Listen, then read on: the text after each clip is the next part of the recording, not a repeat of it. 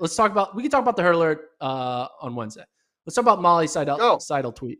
So she tweeted out, on my flight, was talking to a guy next to me, and it came up that I run. He starts telling me how I need to train high mileage and pulls up an analysis he made of a pro runner's training on his phone. The pro runner was me. It was my training. Didn't have the heart to tell him. First of all, this is an incredible story, right? For multiple reasons. One, that like there's this guy out there who like does analysis of other people's trainings and keeps it on his phone, like it's like a hobby. Like I don't like open up like Strava of Galen Rupp Strava and like, hey, update my Excel sheets of analyzing his weekly mileage. So I thought that was, it's interesting that there's a human out there who does analysis of a random pro runner. Then there's on top of that, the idea that this guy does this analysis often enough that he uses it as like a talking point to like, oh yeah, he shares it like he's doing a TED talk to people he sits on a flight with. Like when someone I don't like, anyway. And then last, obviously the biggest thing is the fact that he spends all this time, hours of his life analyzing Molly Seidel's training logs. It doesn't take the time to see what she looks like. It's just like, or what she sounds like. You could argue maybe they're wearing masks on the plane, so it's only eyes up, but you know what a runner looks like. You can kind of tell. She probably didn't look like a boxer. She looked like a runner in the chair. So many things.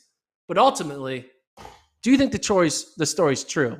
Or do you think she's just trolling us? Do you think this actually happened? Do you think this is actually a man who happened to be analyzing Molly's training logs and also had no idea who she was that she was sitting right next to him? 100%. Have you ever talked to someone who thinks they know a bunch about running? Those conversations are always awkward. Now, add in the fact that he's talking to an Olympic bronze medalist. I'm sure there's some gender dynamics at play here as well. I mean, yes, this is completely in line with reality. And I could see, yeah, he doesn't see her face because the mask. You could also see a scenario where like he follows elite running, but it's more just in terms of like his own training. So he doesn't actually know the people who are out there. And Molly obviously posts a ton on Strava, right? Like she's probably one of the faster people to post on Strava. I'm not a huge Strava person, but that's just what I've gathered, right? She posted her warm up there before the Olympics. So I'm sure he's pulling data, but that doesn't mean he's following the ins and outs of elite running. You know what this reminds me of? On Twitter, there's always those threads where it's like, someone's like, hey, did you read the article, to the person who wrote the article? And they're like, yeah, I wrote the article. Thank you for explaining that back to me. That's what this kind of reminds me of. But yeah, like awkward conversations about running and about people who think that they know a ton about running goes hand in hand. I know people who like just don't even want to talk about running with other people, especially good people. They don't want to talk about it, right? Because they don't want the conversation that follows after, because strange stuff like this happens. But like, I also think about this I totally story. believe that she wouldn't have had the heart to tell him, because that would have made it incredibly more awkward, and she probably just wanted to be left alone on her flight. What could you say that you do for a living? You would you call yourself a content writer or whatever? If you're sitting on a plane next to someone and they ask you what do you do for a living, what would you say? And this is kind of hard. You could just say like, oh, you'd say I work for a sports media I say company around track I and just say field, right? CIA. I say CIA CIA. usually. But you would tell the person See next what to you they if someone sat next to a plane and they say, "What do you do for a living?" Oh, I work for a sports media company covering track and field. And then imagine if that person then busted out their phone and started like showing you, have you ever heard of Let'sRun.com? Have you ever heard of FloTrack? Have you ever heard of Runner Space? Yeah.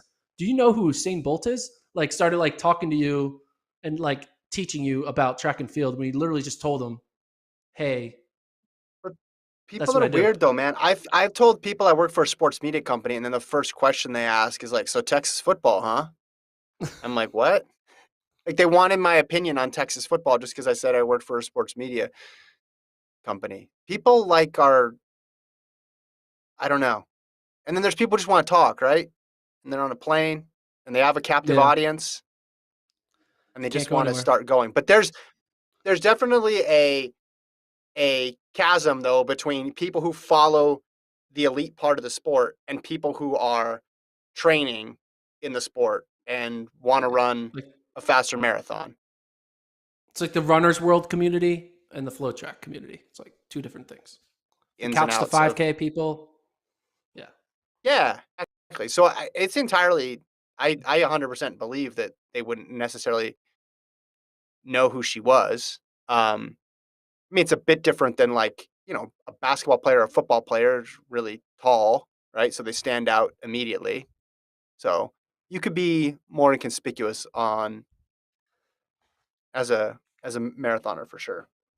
All I know is my dream is to be in this scenario as that guy with the phone, and I happen to be sitting next to Sixers GM Daryl Morey, and he just talk, and I say, "Hey, what do you do?" He's like, "Oh, I work in basketball."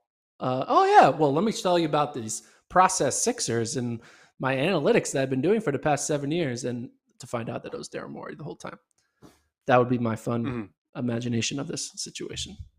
For those who don't know, Someone in the if you're chat new to the says podcast, if I I'm see a big Sixers fan. someone in the chat says if I see Gordon on the street, I will pretend I have no idea who he is so he can tweet out the story. So there you go. Boom. There you go. There you go. No, That's the plan. I again, just because of I also you've probably had this happen to you too. Now this is a little different because it's not someone who's professing to know a lot about running, but you've been in airports, right? Leaving meets where there's a bunch of pro track and field athletes around you, and you've seen people like have no idea who they are, or when they find out who they are, then ask them the most basic questions you could possibly What's think your of. mile time? I've yeah, yeah. I've seen that time and time again. Just happen to be catching the same flight out. So Who would